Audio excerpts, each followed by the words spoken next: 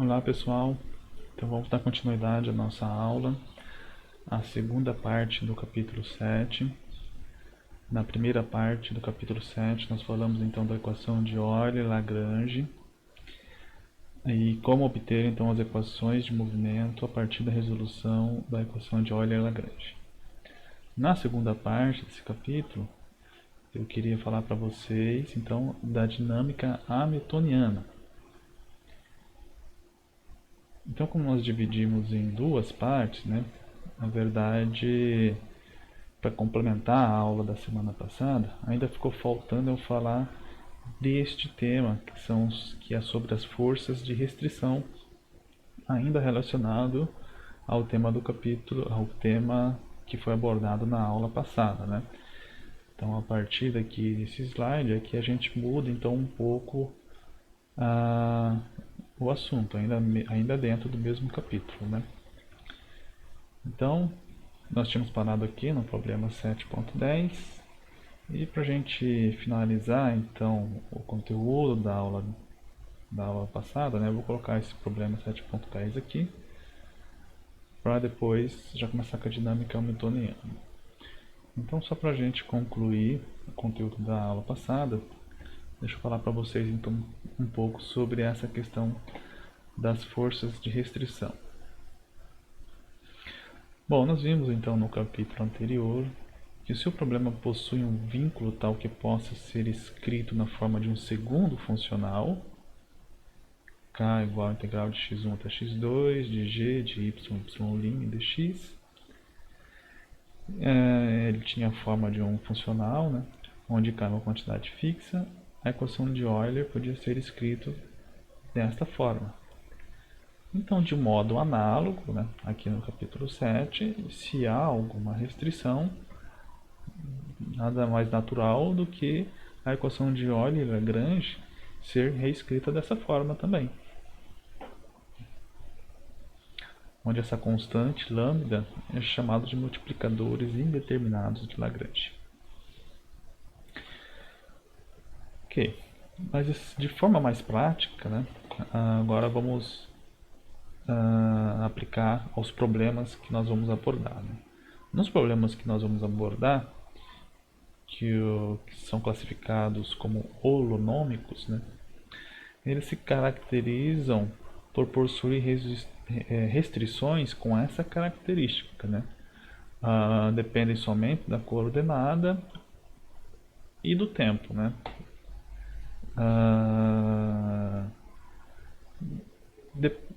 Dos exemplos que nós vamos ver, né, eles basicamente dependem da coordenada, né? E claro, as coordenadas podem ser funções do tempo. Né?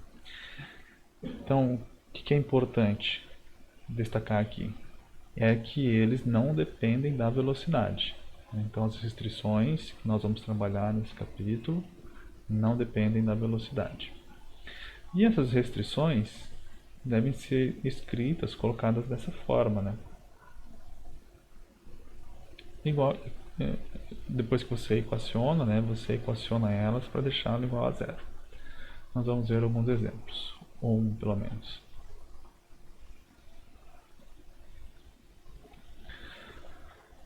Portanto, para estes casos, a equação de Euler-Lagrange pode ser escrita da seguinte forma, porque se a função de restrição g não depende da velocidade, ou seja, não depende de que ponto, então a sua derivada com relação a que ponto é zero, então não tem esse termo aqui, né? A equação pode ser escrita simplificadamente desta forma. Mas é claro que se você escrever desta outra forma aqui, também não tem problema, né? Na hora de for fazer a derivada, o termo aqui vai dar zero de qualquer forma. Aqui na dinâmica, aqui no capítulo 7, cada condição de restrição está relacionada a uma força generalizada de restrição. A força generalizada, né, porque pode ser relacionada a uma força, pode ser relacionada a um torque ou algo relacionado. Como exemplo, né, eu vou discutir um pouco o exemplo 7.10. Tá? Não vou resolver ele aqui em detalhes, mas vou dar umas dicas aqui do caminho a seguir para se resolver esse problema. Esse problema consiste de uma bola ou algum objeto, né, pequeno deslizando sem atrito sobre uma superfície esférica, sujeito à ação da força gravitacional verticalmente para baixo.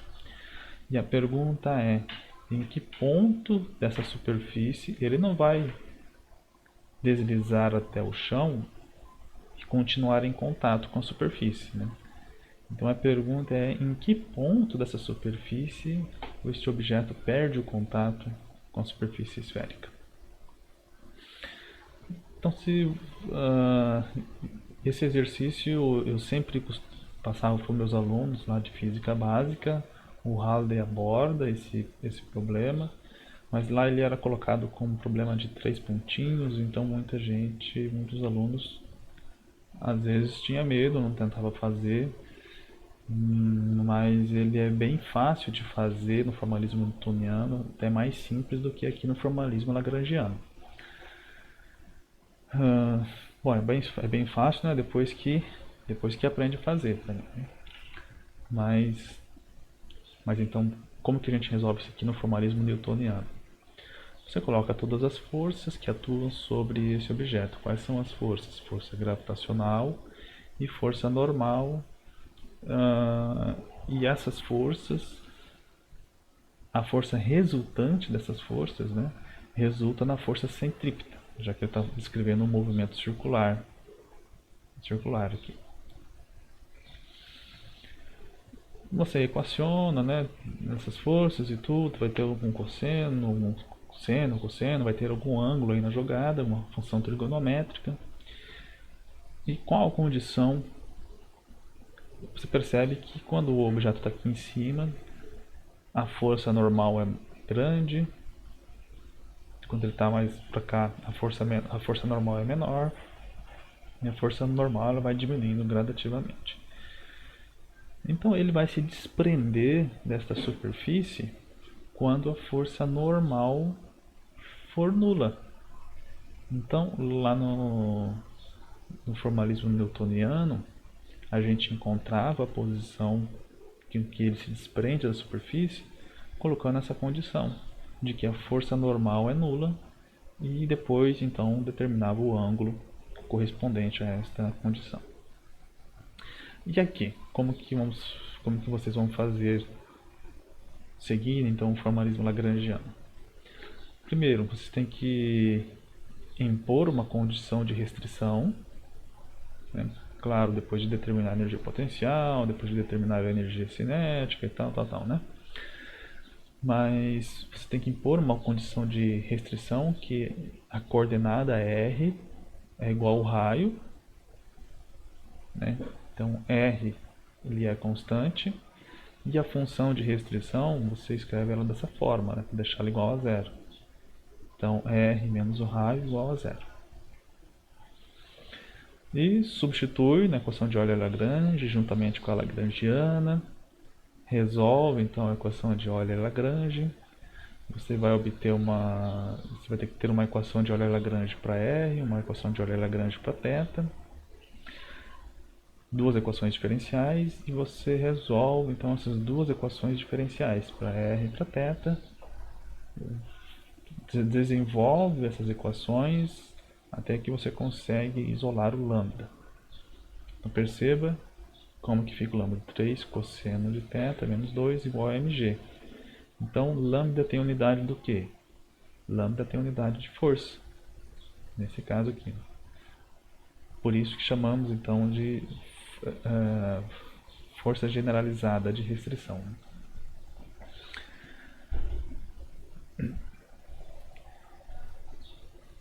Para encontrar o θ no qual o objeto se desprende, nós temos que impor que lambda é igual a zero, para que essa condição aqui já não seja mais válida.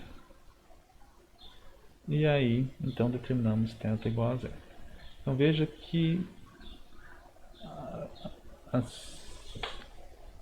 a condição imposta para determinar o ponto em que ele desprende da superfície é bastante parecida com a condição que utilizávamos no formalismo newtoniano, ou seja, impondo que a força de contato é nula. Ok? Então depois vocês deem uma olhada lá no exemplo 7.10 e tentem resolver. Depois vem o problema 7. Peraí. Aqui é o problema 7.10 e aqui é o exemplo 7.10. Tá, ok. Eu acho que deve estar correto. Então vamos ao que eu estou chamando